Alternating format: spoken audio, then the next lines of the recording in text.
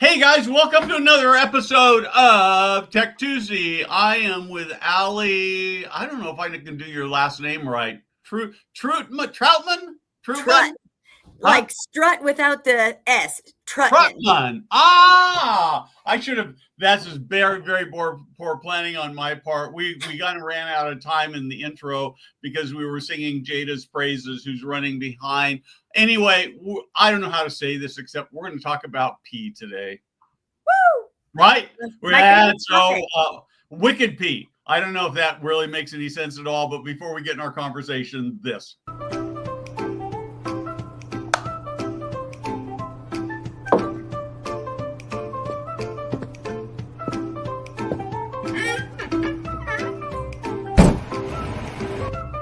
Hey guys, Steve Moran here.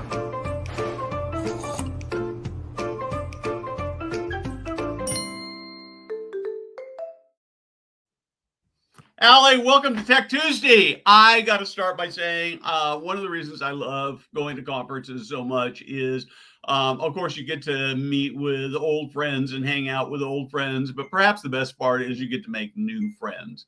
And so I was wandering the trade show floor at the Senior Living Executive Conference in Florida here a couple months ago, and I ran into this wicked booth.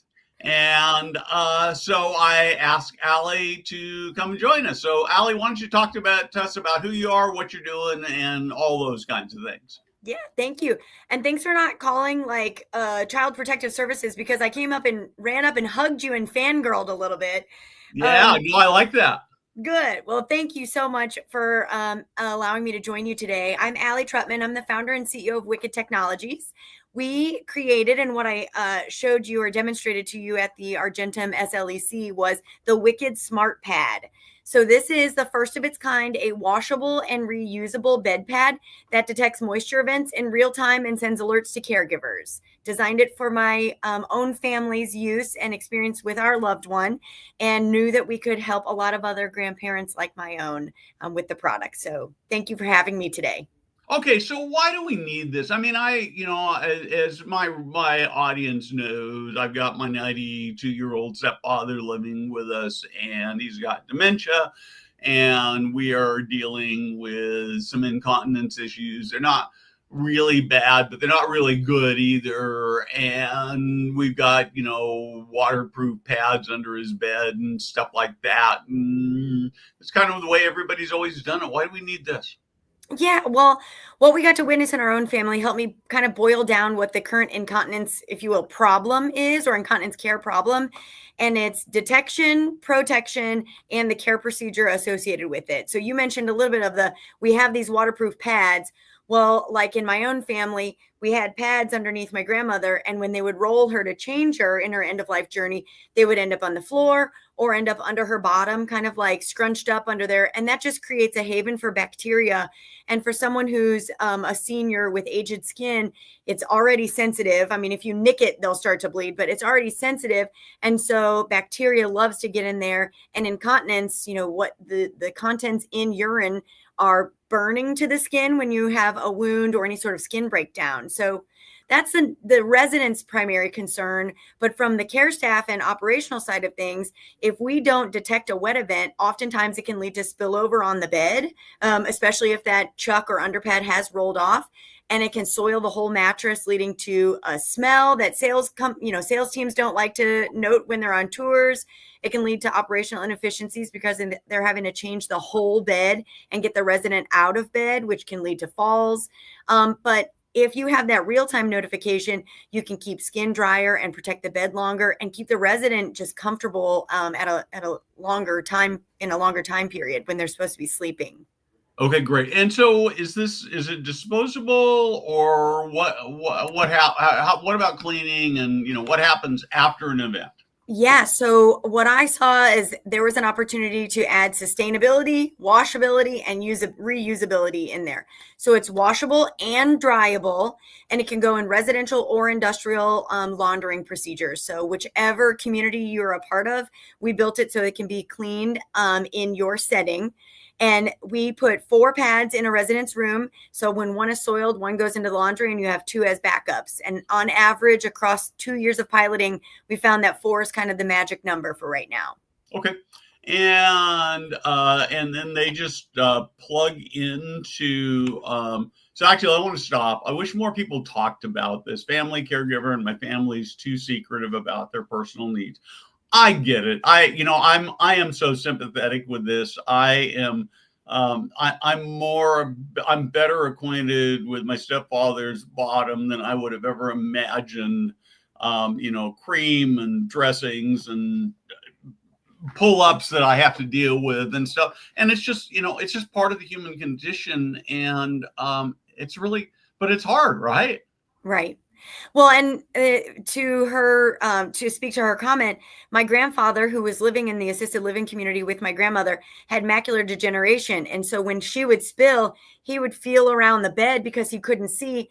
And because of their generation, they didn't want to trouble anyone. So they wouldn't ask for help when there was a spill. And I thought, if I could just tell someone on their behalf, I can alert it, detect it in the bed, and then send the alert to the caregiver so they don't have to feel embarrassed by it.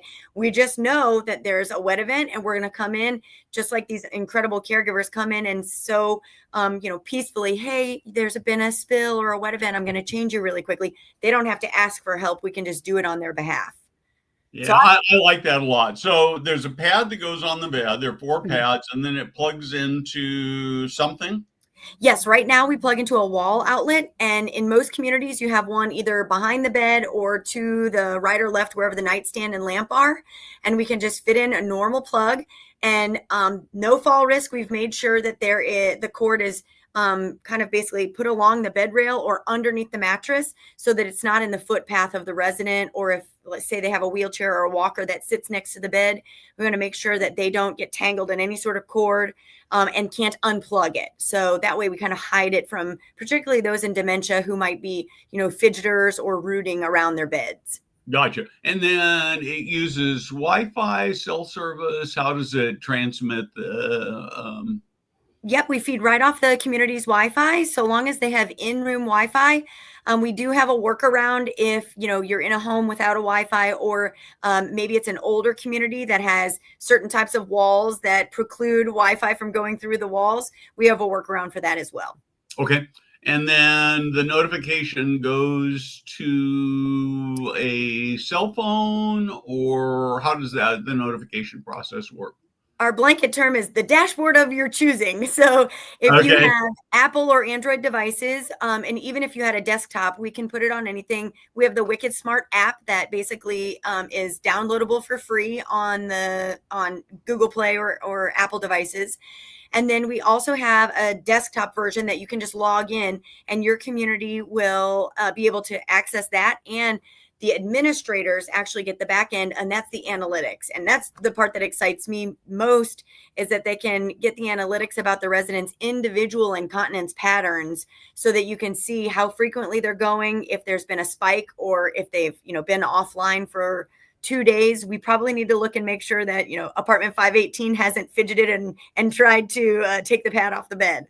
Yeah. Okay. So let's talk about. I want to talk a little bit about. I think the benefit to the resident is really clear, right? Less time with skin contact of things that can do real damage. Mm-hmm. And it sounds like I want to start talking about what it does for the caregiver. Let's start with the caregiver, and then we're going to go talk about what it does for the ownership, the management, the leadership. Yeah. So what's it do for the caregivers? Caregiver, my favorite part, because they're our frontline worker that are going to engage with the pad most. So this is first and foremost less full linen changes. So we did a study over these 2 years, and most bed changes, full linen changes, take 2 people and up to 18 minutes. And so now you just have to go in when you detect the spill and change the pad. One single person can leave the resident in bed by just doing the roll procedure that a lot of care staff or nurses are used to.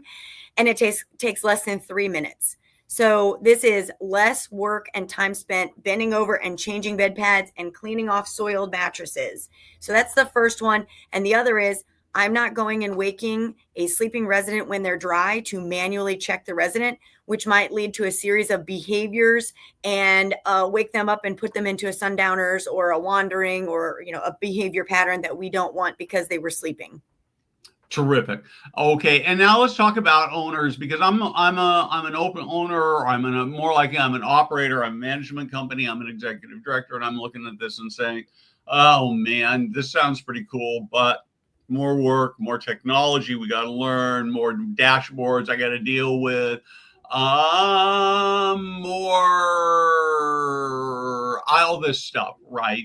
Right. So, how?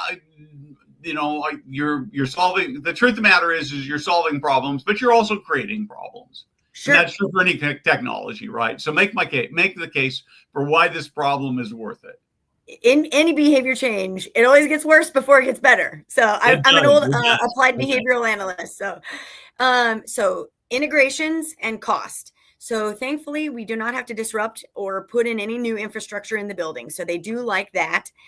If we can feed off their Wi-Fi, even better. The cost savings are tied down to labor savings. So now I'm saving labor changes on those full linen changes, as well as the folks that are having to tend to residents that have gone into that kind of behavioral pattern. But also, if you are responsible for providing supplies for incontinence, we actually have done a cost analysis that we're reducing 2 briefs per night and 4 chucks per night if you are responsible for that. The other side of it is it could be a revenue generator. You can pass on the cost if you're a type of building that can pass on this type of cost in a care level. Let's say you are in the memory care, this cost gets passed on to the family as part of their memory care level or their continence care programming. So you can bundle those costs into existing care levels with very little minimal lifting, if you will, and potentially even have a revenue stream where you might, add your labor costs to that and pass it on to the families. So I don't know whether you want to talk about it now, so I'm going to give you the choice. You want to talk about costs? Sure. So we bill per bed per month. So our base rate, it starts at $175 per month on twin sizes and goes up. We have pad sizes up to queen. We haven't had many king sizes in assisted living or memory care. Memory care, definitely not. But it starts at $175 per month, and that passes straight through to the family typically. Okay. And that includes the equipment and everything as well. And then do I keep the equipment when it's done? We actually ask the families to sign up for a 1-year, contract fee. 4 pads, a base layer, and all the accessories are included in that. We have a standard manufacturer's warranty on anything that's defective or broken. Obviously, if it's stolen, we will, charge you a replacement fee on that. But and then after a year, we'll replace all 4 of those pads. Make sure that the module, the little thing that goes onto the bed that senses the moisture, is in working order, and then we restart that contract. That's okay. Based on our average resident stay is about a 22-month stay in assisted living. Memory care is a little different. Skilled nursing is obviously different. So our beachhead market is assisted living with memory care. Okay, perfect. And so let's talk a little bit more about the data and what I see, what I get, and how I use it. Yes. So on the administrator side, we typically are working with the memory care director, the nurses, as well as wellness directors. Those are typically the folks that are interested in the data. So what we're showing is it can be filtered upon, manufactured in Louisville, Kentucky, right here behind me where I am. Sorry, I took that as a opportunity to answer a question from the audience. I hope that's okay, Steve. No, that's good. That's actually a good question. What about when residents are in recliners and things? Yep. So we're actually working on a model right now that will be what we're calling the mobile incontinence model. So those are the chairs, the wheelchairs, as well as hospital beds for more skilled nursing facilities or higher acuity. We actually had a pilot in a building where they had a Hoyer lift, and we kind of outfitted a twin pad to fit into the Hoyer lift. We are a class 2 medical device, but we are 510K exempt. We're registered and fully compliant with the FDA. So we are working on oh, yay, Sean just said that. We're working on a mobile version of that will not have a plug and can be utilized on those chair settings. Okay, good. Yeah, and I'm thinking again for my own situation. My stepfather, we haven't really had a problem with it, but he has a favorite TV chair that he comes out, and I can see how having a pad there might be useful as well. So, Absolutely. okay, where were we? We're talking about data. Data, yes. Oh yeah, the really exciting stuff for administrators. Yeah. So you can filter in the Wicked Smart app, you can actually filter community level, floor level, or individual level. And so for community, this is exciting for us to track our care staff's response rates. And so over time, we look at here's the alert. It's a real-time alert. Within 15 minutes, if they haven't responded to it, we send them a second alert. We're calling this the incontinence response rate, or the IRR. So that 15-minute target is set actually by a national care director that we worked with at Atria Senior Living, who helped us understand skin breakdown. So it's really important for us to get in there in that kind of window when skin breakdown can happen fastest, particularly when it's exposed to excess moisture. So we want to make sure we have that kind of as our target baseline. Uh-huh. So you can look at that data and say, wow, it took them a lot longer tonight to respond to it. Was it because it's the weekend and our weekend shift is different, or our care staff is different on the weekends? Was there a no call, no show? Or is there a resident that really pulled our attention away from the rest of the other residents who needed, more attention? You can also drill down at the resident level, which is, someone like my grandmother. We could have detected UTIs or other things a lot faster had we known some patterns, or been able to call someone to say, let's put a straight cath on her because she usually goes 2 times a night and now she's evacuating 4 or 5 times a night. What's going on? So we want to just make sure that we make no medical claims that we're diagnosing anything, but we can recognize pattern changes in their incontinence rates. Okay, terrific. And you feed data to anything and to multiple devices. So both a caregiver could get it when they're on shift and turn it off, I assume, when they go home, so they're not getting these notifications in the middle of the night, or when they're at a concert or out to dinner or something. So exactly. That's good. Do you interface with the EHR systems? So we do have a Wicked Smart API. We're starting to integrate with the most common EHRs. Right now, we've integrated with Alice. We have a fantastic partnership coming up with Morningstar, and they use Alice. And it's been great to just work with that team to figure out how best to integrate on the EHR that everyone is most comfortable with. So more interactions and integrations coming soon on that.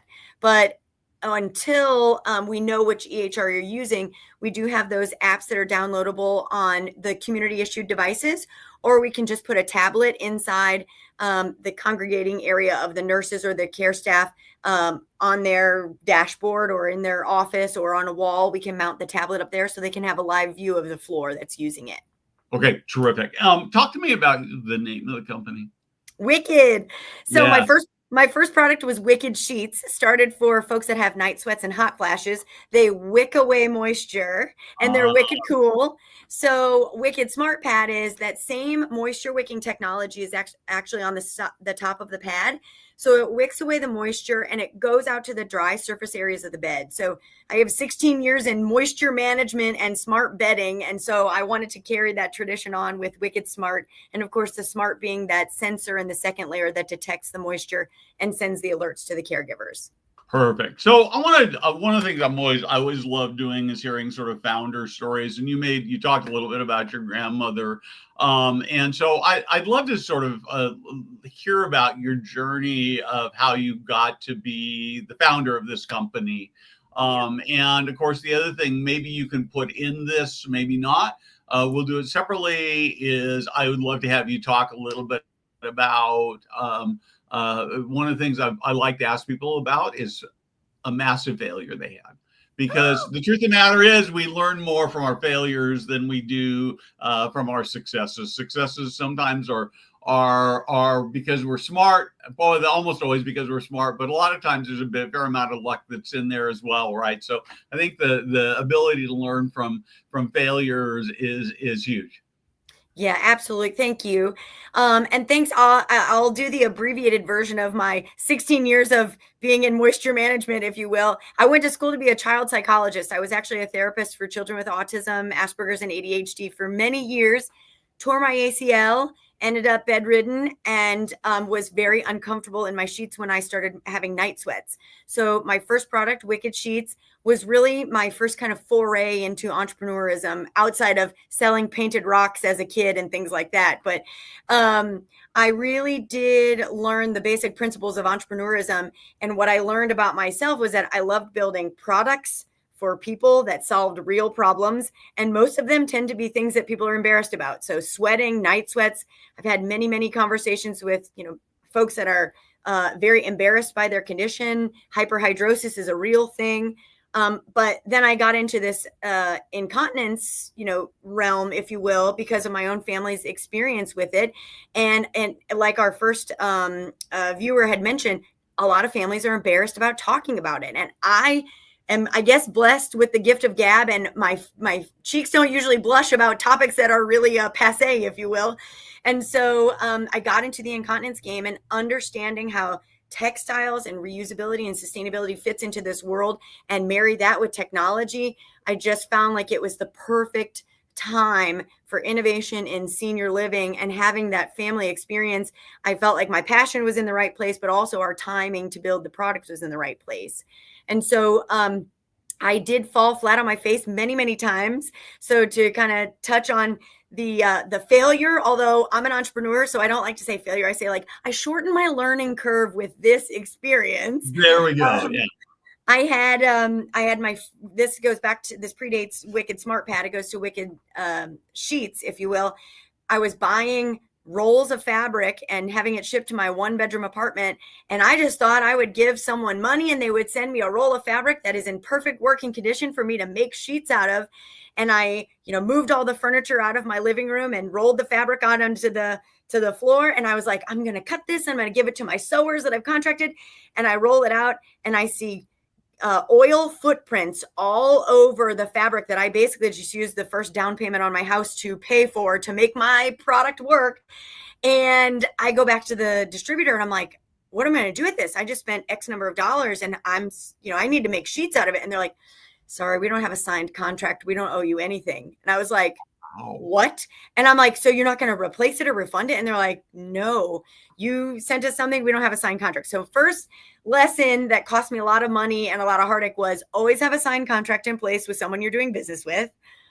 And then the other is union workers don't pick up sheets littered across the highway during Illinois Department of Transportation Inspection Week. That happened. It was real.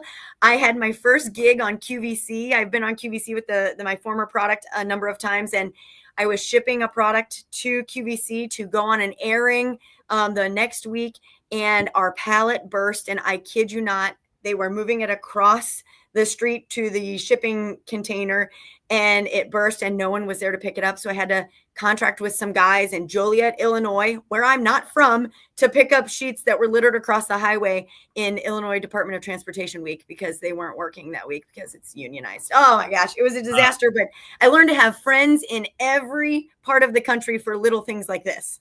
Okay, so I have to ask this question. I am going completely off where I thought we'd go, but you just never know, right? How did you get on QVC? There's going to be some entrepreneur who's asking that and said, how did they do that? How did you do that? I want to do that. Yeah, I entered a pitch competition in Palo Alto. It was American Dreams Entrepreneur Series, and I won a place on, then it was Home Shopping Network, but QVC purchased the HSN network. And so through a lot of rigmarole and a couple like, oh man, I'm having heart palpitation moments, I earned a spot, and it was one of the best experiences because the team really helped me understand how to elevate the product and the expectations of how to sell B2B. And so I take that as a big lesson to how we sell B2B with the Wicked Smart Pad. So every bit of learning I've done along my entrepreneurial journey has helped me be successful and kind of avoid those roadblocks with the Wicked Smart Pad, because we sell B2B primarily. There will be a direct to consumer component to this. But we want to make sure we have all of our ducks in a row there with, reimbursements and payer systems and things like that. But yeah, I ended up on QVC because of a pitch competition in Palo Alto. That is terrific. I one of the things that has really struck me over the last few weeks, I interviewed the CEO of Aiden Health. They're the largest OTC provider of OTC hearing aids in the Great. world. That's awesome. And amazing entrepreneur. And in listening to him and listening to you right now, one of the things that I'm really struck by is that in the senior living industry, so much of what we do is doing it the same old way we've always done it. And I think that we should be paying a lot more attention to you entrepreneurs who've sort of been outside our ecosystem. And we could learn things about just how to do better customer service, how to sell better, how to tell our stories better. And so this has been absolutely amazing. I've got a couple more questions for you. First is this: Medicare reimbursement? Not yet. That is, I am on the path. We need to do some clinical trial stuff for them, but we are on the path, and I think that will open up a lot of opportunities with direct consumer as well. Terrific. And the last question is that I would like to have you, ultimately, the best sales is telling stories about success and change lives. And it's interesting. I was talking about this a little bit off the air. I have a friend of mine who does some consulting work, and he sent me some promotional materials for a project he's working on, and it described the project, but nothing in the material he sent me actually told me about how it changed anybody's lives. And so I'd love to, do you have a change life story for me? Sure. And I will omit names and communities, but as I mentioned, we've done a lot of pilot communities pilot communities, which we offer to all new customers, just FYI. And there was one resident that they selected because she had frequent UTIs and yeast infections. And it was to the point where the family was very concerned, and it was going to potentially change her end of life journey and where she inevitably would, end her life. And, they had kind of like reached their wits end on what can we do for this sweet woman. And a lot of things didn't work. And if anyone is listening is in memory care, she's also a fidgeter, and she did not want to keep a brief on. And we actually promote a briefless society, if you will, at nighttime. And frequent UTIs, frequent yeast infections, nothing would work. Family very concerned, community very concerned, and she's a staple in the community. And it was leading to some behaviors that may have, otherwise indicated that she needed to leave the community. And they said, let's put her on the pilot program and see, let's put her on the Wicked Smart Pad. And we were there for 2 months, and what was once oftentimes three UTIs and yeast infections a month, she had 0 reported in the 2 months we piloted, and they've turned into converted into a paying customer. And that might seem very little, but what I've learned from the senior living communities that I visit is that every single resident is a single person that means something to that community, and it helps them flow. And she was a staple in the community, and they wanted to keep her there. And with her decrease in behavior and decrease of those comorbidities, this was able to help her stay in the community. And I get chills thinking about it because we don't get to interface with the families a lot, but we hear from the executive directors that it was a successful use of the product. And then that just drives us to create things that are better for all of the residents that are there. So all that feedback we learn, all those stories, and another woman mentioned stories sell. We want to share them to the best of our ability without names. Yeah. Well, I just, I think that when I look at the senior living industry, we still struggle with this. Are we a healthcare? Are we a lifestyle? There are a lot of people who would like us to be a lifestyle. I think our primary benefit is as a healthcare adjunct to the healthcare system that takes people who have functional and cognitive declines and creates an opportunity to give those people their very best lives. And even with independent living, where people are still they're